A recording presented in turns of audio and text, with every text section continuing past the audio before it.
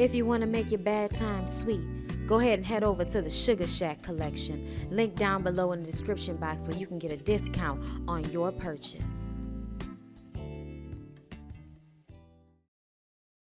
Hey everybody, what's up? It's your girl Bondy Blue and I am back for Love Is. You guys, I just want to start off this review by saying how much I enjoyed this show, how much I love the feel of this show.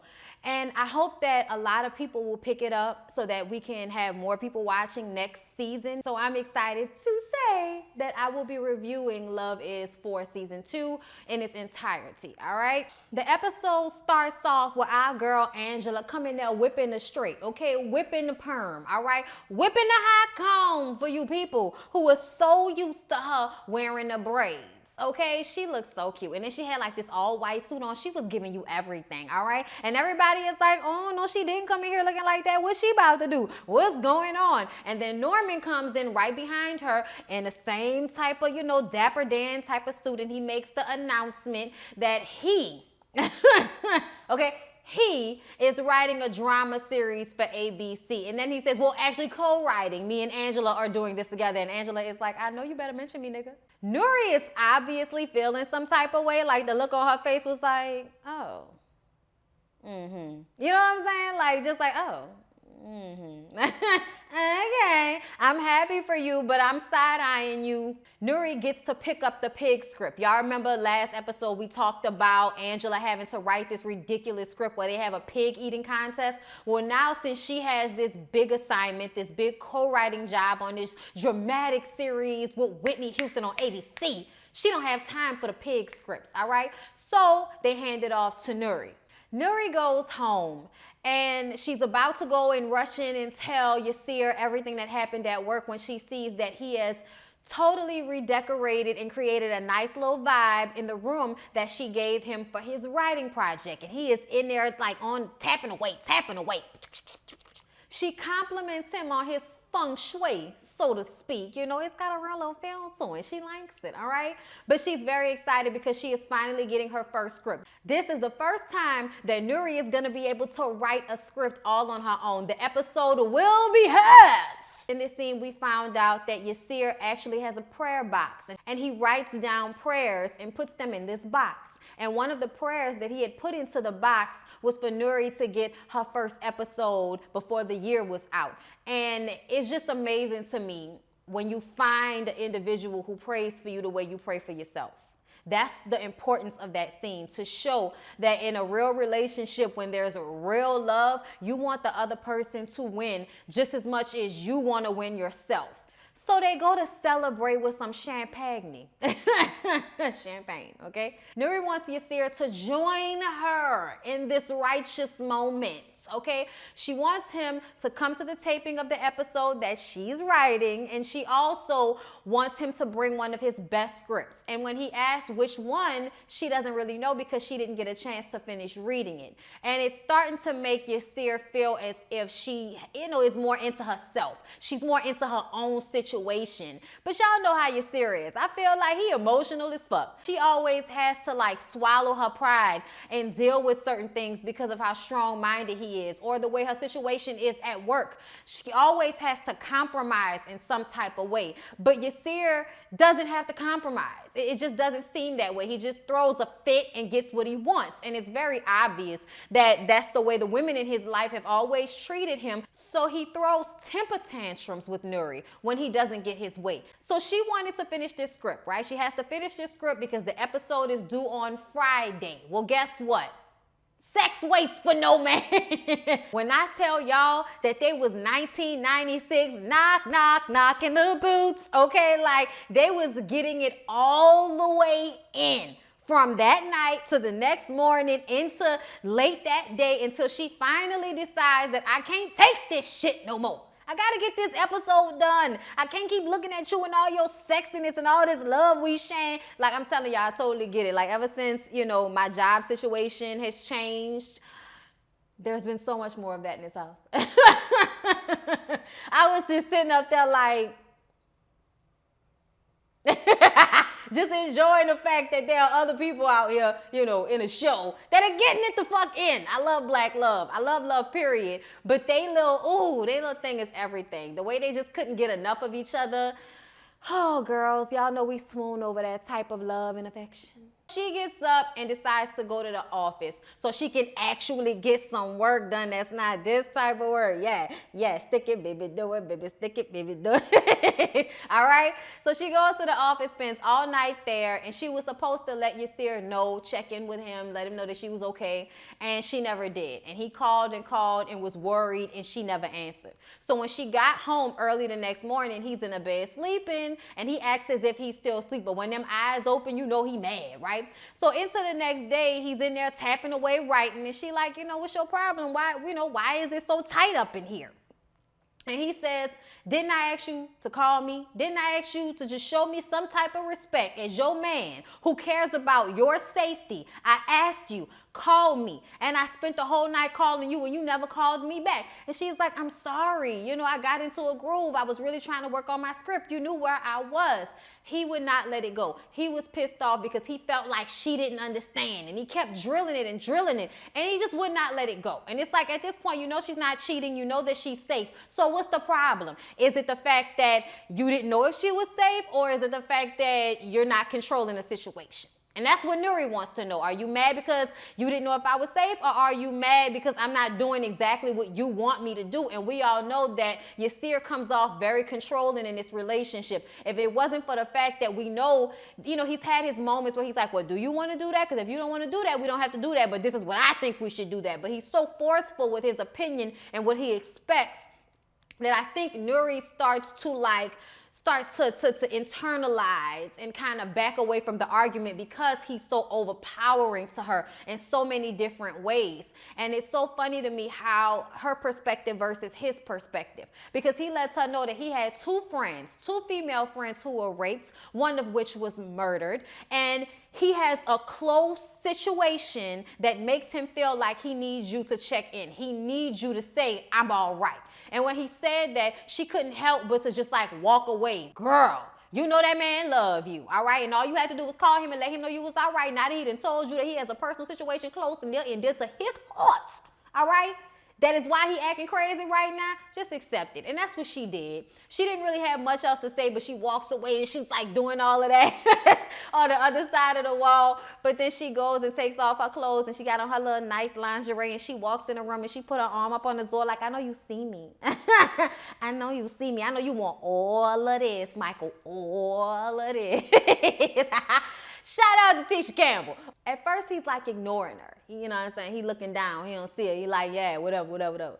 But when he finally looks up and he sees her, and she's like, I'm sorry, you know, and she takes his hand and brings him into the bedroom and he lets it go for the moment. And you can obviously see that this man is moved by her, by everything about her, because for him to be so upset about it, and she walks in with her lingerie with that smile on her face and them waves percolating, he couldn't resist.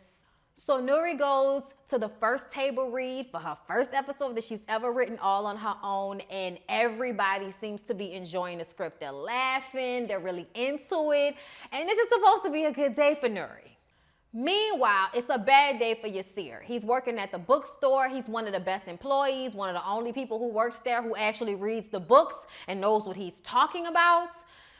But his hours are getting cut because we're going through that time period. I don't know if you guys have ever seen You've Got Mail, but the whole premise of that was small bookstores being put out of business because of big box stores like Barnes and Nobles and stuff like that. But then it was also the internet craze. Like, so that happened first. Big box store takes over small stores.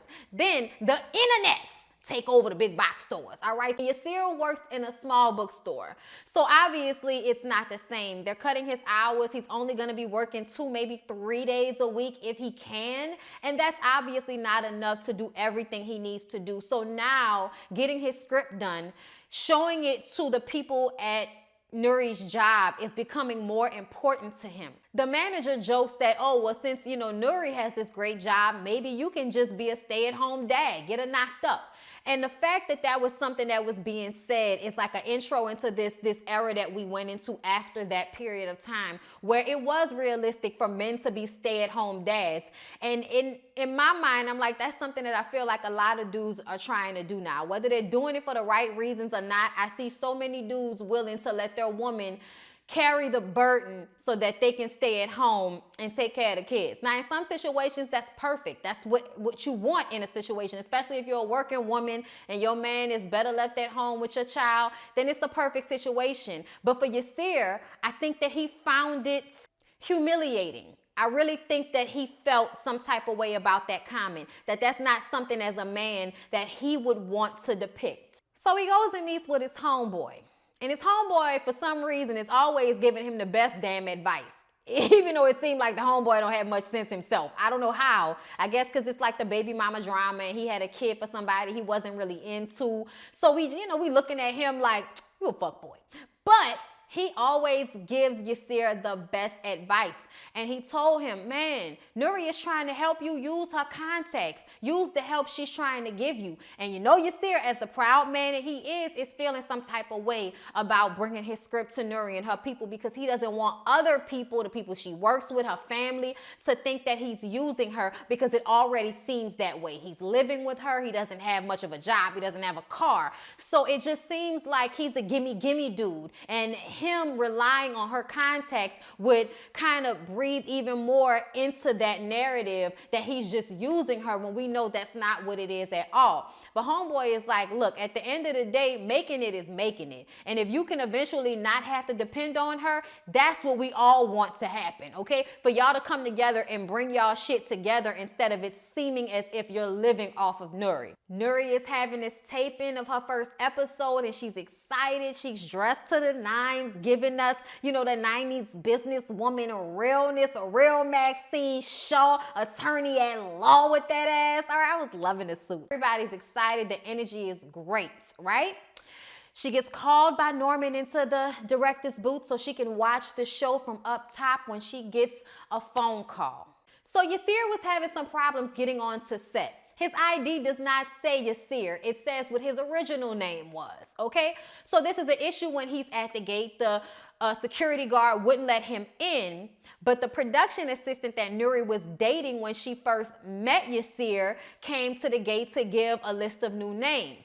And when he saw him and heard him say, I'm Nuri's, boyfriend Yasir, this is her big show, I'm supposed to be here tonight, dude is like, hey, security, go ahead and let him in. I know him, let him in. Even though it was kind of like a moment of, so you the new nigga. It still was a moment where that dude was a stand-up guy. I forgot the production assistant's name, Chris or something like that, but either way, use a real one. Use a real one, all right? We thinking that's gonna be the end of this annoying situation with Yasir trying to get on set to see Yuri's first show. It's so important that he be there, right? He has this script in his hand. He's already feeling apprehensive about it. But he gets to the door, and once again, there's another list that his name is not on correctly. So the security guard wouldn't let him in. So he's going back and forth with the security guard. Like I said, Nuri got called down. She comes running out the door just as they're starting the taping of the show. And he's like, see, this is what I'm talking about. Why wasn't my name on the list? Why you keep disrespecting me? All I'm asking for is respect. And the security guard is like, whoa, this ain't got nothing to do with me. So he backs away. And Yasir is so pissed off because he feels like in his mind, this is the second time that she's disrespected him. You didn't respect me or my wishes when I asked you to call me and let me know you were okay. And now I'm showing up doing so much, putting my pride aside to be here and take this leap. And first I got problems at the gate with the security guard. And now I get here with this security guard and he won't let me in either. So I think that in that moment, it was just so many things that had compiled on top of Yasir and feeling inadequate and already not really wanting to do what he was doing and to have all of this pushback. He just was not feeling it at all. And he blew up on Yuri. And in that moment, it was so fucked up because like she said, this was about her. This was her moment. And yes, she was sharing it with him, but his emotions became what was most most important. So she missed being able to go back inside to see the rest of her show. She had to wait until they cut before she could open the door and go back inside. So she missed it. She missed out on her big moment because of Yasir. So in that moment, it just seemed like she's always giving up so much and he's always asking for so much. And it's just, at this moment, you don't know where this relationship is going to go. Nuri tells Yasir that maybe he's having a hard time with his dreams because he can't sit by and watch her live out hers. What she said was so real, because in relationships, especially during this time period and before, we're in a time where women are being more independent. This is a power struggle between the two of them, so to speak, because of gender roles in relationships. And she said that to him about how this might be too hard for him to watch her live out her dream when he hasn't realized his yet. And I so understood what she meant by that. And like I said, we don't know where this relationship is going to go because of that turmoil in their relationship, which seems like it's going to persist for a little bit longer because he doesn't have a big break coming anytime soon. At least it doesn't seem that way. So he just leaves, and later that night, Norman has a conversation with Nuri about him and about how it seems like Yasir is a user. And she's like, no, he's not like that, Norman. He's brilliant. He's not like that. And Norman is like, look, I'm just telling you what I see. He almost ruined this moment for you, and you needed to be there. I don't want this drama on my set. You know, Norman was very stern in how he deals with Nuri and how he deals with her as it pertains to this relationship. But when he walked off, he said, you know what? Send me the script, because now I'm curious. And she's like, he's really brilliant. And he says, well, he better be. Nigga better be. So Nuri goes home, and, you know, I guess they slept together without any issues. And he rolls over and he, you know, whispers in her ear that he's sorry, and he's kissing on her and rubbing on her. And she wakes up. But when she wakes up in fear. Get off of me. And she runs and jumps out of the bed and hides behind the dresser. And she's completely freaked out. And from her perspective, everything is blurry. She can't really hear. All she can see is Yasir as a figure. So she doesn't know who he is. And we're like, what the fuck is going on? What is going on with Nuri? What is happening right now? And he goes over to her very, very, you know, slowly, trying to be cautious because she's obviously upset. And he sits next to her. And she just can't pull herself together. Y'all, the way this man scooped his arms around her and pulled her in close. Oh, Lord, y'all. Lord. I didn't know whether I was turned on or wanted to cry. I was just so emotionally involved in that moment. You know what I'm saying? It just really made me feel some type of way. And so he hugs her and holds her. And a while later, she says that she was molested as a child by her mom's boyfriend from the age of 9 to 14. And then he turns to her and says, well, I guess we together for more than one reason, because we have so much more in common than we thought. So apparently something like this happened to Yasir as well. And they both just cry.